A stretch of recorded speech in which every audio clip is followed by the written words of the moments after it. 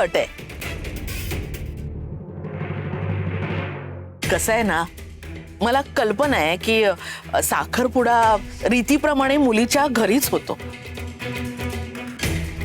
पण काय आहे ना, आमच्या घरी बाबाजींचा असं नाही. त्यांचा मान राखलाच गेला पाहिजे. तेव्हा माझी अशी इच्छा आहे की साखरपुडा इथेच आमच्याच घरी व्हावा.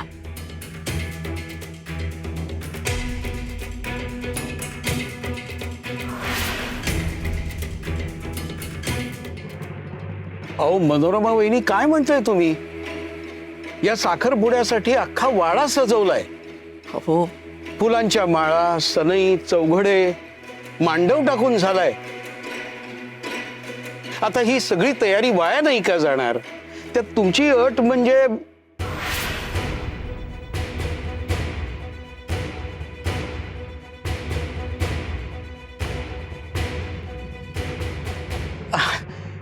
बर, काही हरकत नाही. तुमच्या बाबाजींबद्दलच्या भावनांचा आम्ही आदर करतो. तुम्ही म्हणाल तसं.